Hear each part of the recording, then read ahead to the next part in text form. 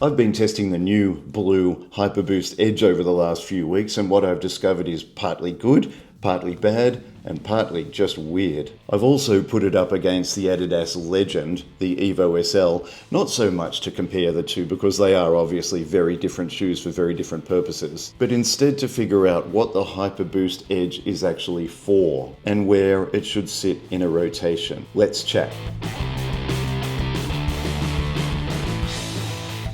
Hi, I'm Chris, a journalist who likes nothing more than cutting through the marketing hype to tell it like it really is. And over the last few weeks, I've been going for several early morning sunrise runs in the Adidas Hyperboost Edge. And I must admit, in the very beginning, I was a tiny bit confused about its purpose. So what is the Hyperboost Edge? Well, these shoes, I've discovered, are several things. In summary, 1, they're very nice looking. 2, the upper hardly breathes at all, so they're definitely not for warm weather runs. 3, they have kind of a weird outsole that is grippy in the wet, but sometimes slippery in the dry. 4, they take quite a bit of breaking in before the midsole starts to feel any good, but once it is broken in, it feels amazing. 5, they might make you bleed. And 6, you can't do runner's lacing. During this review, I'll go through all of that in more detail. So like the Superblast 2, this is a shoe that offers a firm ride. And that's actually in a really good way, but with a bizarrely firm upper, which is not so good. Then, as I mentioned, it also has an outsole that's sticky in all the right situations and slippery in all the wrong ones. So when I review a shoe, I usually start with the upper, then go to the outsole, and then end on the midsole because that's where all the exciting stuff happens. But in this case, because of the wacky nature of the upper and the outsole, I'm going to start with the midsole. The Adidas Hyperboost Edge has a 6mm drop from 45mm at the rear to 39mm at the front. And on my dodgy kitchen scales, it weighs in at 246 grams or about 8.7 ounces. I have run in the Adidas Hyperboost Edge on long runs, short runs, fast runs, slow runs, and mostly cold and wet runs. 2 days ago I did 8 kilometers in the cold and the wet in these, and then I came home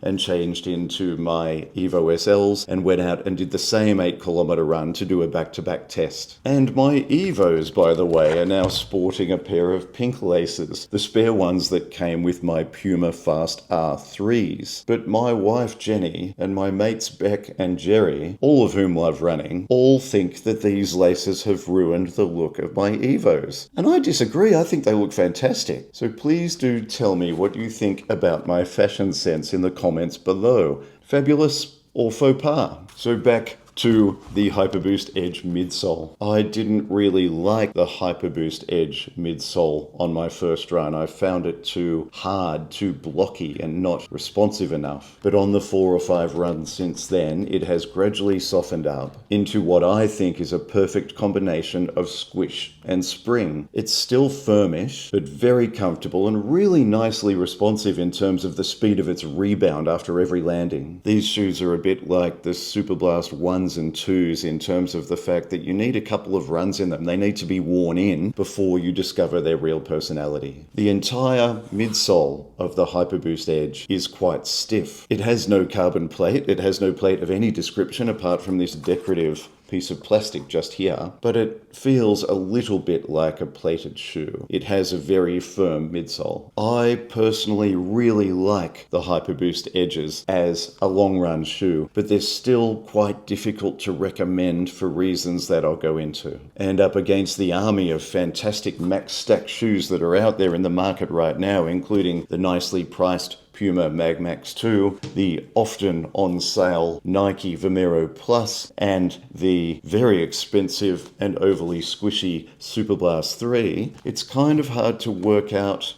where this one might fit in and why somebody might choose this over them. And the difficulty of this choice, to me, is mainly because of this overly engineered, overly hard, very unbreathable upper. It's less a fabric covering for your feet and more a piece of infrastructure that holds your foot down. And as I said, it's one that does not breathe very well at all, apart from through this tiny little hole here. But I don't want to turn you off this shoe either. I really enjoy running in this shoe. Apart from the fact that after about 10 kilometers, I get a little bit of rubbing of my pinky toe against this hard and fairly unforgiving upper. It's not nearly as bad, by the way, as the pinky rubbing that I know a lot of other people get in the Asics Mega Blasts, but it is something worth mentioning. I also get a little bit of rubbing around the Achilles region against this very hard and structured heel cup. If I was going for a run longer than about 13 kilometers in the Hyperboost Edge, I would definitely be packing some band-aids. And it's kind of annoying that you need to do this. With this hard, unbreathable upper and the overly engineered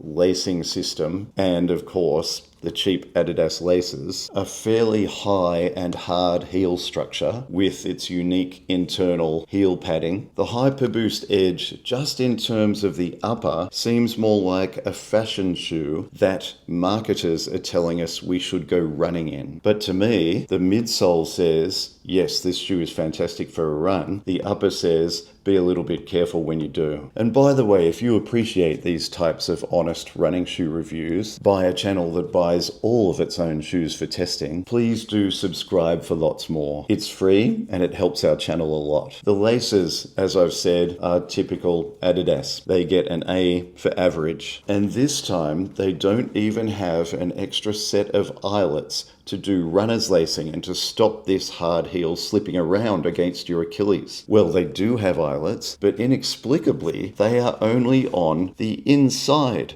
of the shoe. They don't come to the outside. So you either need to figure out some sort of internal lacing system, which means the lace is going to be rubbing over the top of your foot. The tongue is too short for any other type of lacing. Or you're going to need to stab your own holes through the shoe and probably end up ripping a big hole in the upper. Thankfully, at the front end of the shoe, the hard and bracing nature of the upper does provide pretty good lockdown with this lacing system, even without runner's lacing. And the Hyperboosts are very comfortable, as I said, apart from that light rubbing that I get after about 10 kilometers on my relatively broad feet. So that's it for the weird upper. Then we go to the outsole, which, as I've said, is really nice and sticky in the wet. It's right up there with Puma Grip. But in the dry, as soon as you hit a patch of dirt or a bit of gravel across a footpath or a road, or even a pile of dry leaves, this shoe starts to get a little bit slippery and squiggly. And I think it's because of this strange sort of ripply coverage of outsole material that means when you do hit a patch of dry stuff that can move around on the road, like dirt or like dry leaves,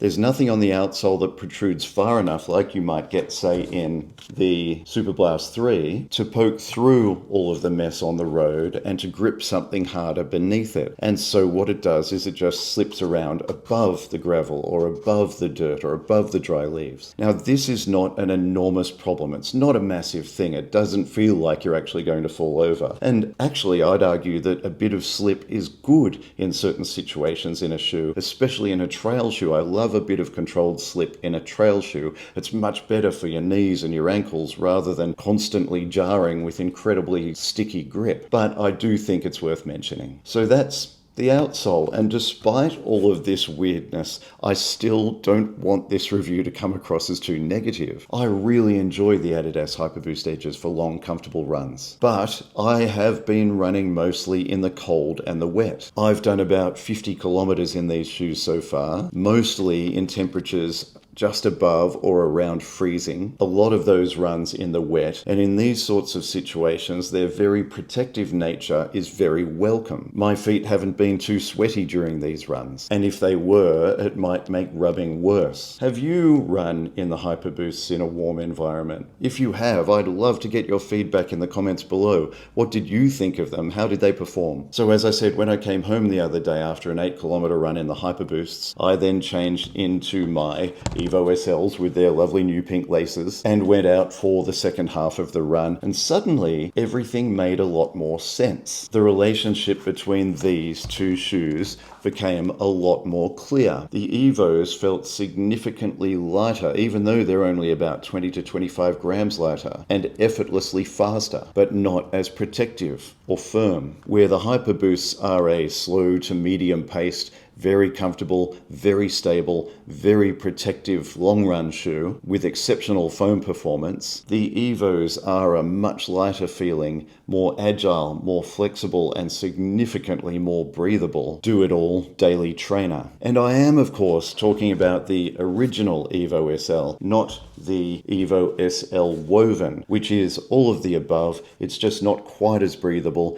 it's a tiny bit more snug, and it's a tiny bit water resistant. So, in a running shoe rotation, the Evo SLs are for the fast-paced training days, and the Hyperboost Edge is for the slower, longer, and probably colder runs, which is pretty specific, right, for a kind of inexpensive shoe. Here's how I define these two shoes in my mind. The Evo SL is a really good-looking running shoe that runs well first and looks great at the cafe second, even with pink Puma laces. The Hyperboost is also an incredibly good-looking shoe that looks great with a pair of jeans first and wants to go running with you second. The Evo is function first, fashion second. The Hyperboost is fashion first, function second. And by the way, if you do wear these around the place when you're not running, especially indoors, be sure to bring some noise cancelling headphones because... So that's it. The lovely looking and very squeaky Adidas Hyperboost Edge with its exceptional long run foam and its strangely hard upper. I'd love to know what you think in the comments. Have you run in these shoes? What do you think of them? What sort of experience have you had? Don't forget to like and subscribe. It helps us a lot and it means you won't miss anything in the future. Thanks for coming. Run well. We will see you next week.